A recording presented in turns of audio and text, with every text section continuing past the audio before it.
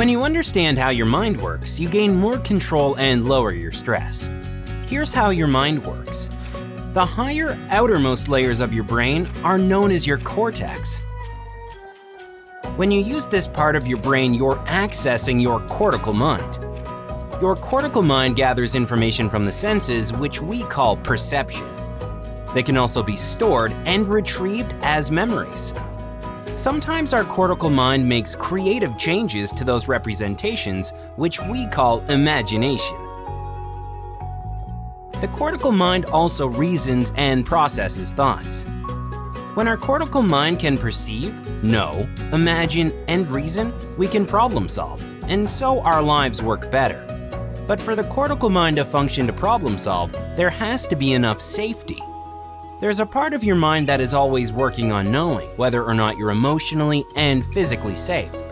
If the answer is not safe, you leave your cortical mind and go into your brainstem, whose function is survival.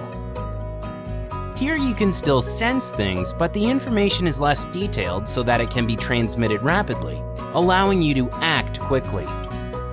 An important part of the gateway between the cortical mind and brainstem is the amygdala, which helps you to know how you feel and if you are safe. When you feel safe, the pathway opens to your cortical mind, and you can process different ideas and possible actions much better, allowing you to make good decisions. An example is when you hear a car backfiring and you immediately become startled. Your amygdala, or fear center, forces you to downshift into your brainstem. After a brief moment, you relax a little. Then your cortical mind starts to process more of the information it received, helping you assess that there is no risk, that the sound was not a gunshot, but a car. For combat veterans with PTSD, the neural circuits that react to loud noises are so hardwired that their stress reaction to a car backfiring is prolonged and intense. Their cortical mind, or thinking brain, doesn't kick in for some time. And if you're a parent in ongoing stressful conflict, it is similar to PTSD. Your stress reactions can also be intense.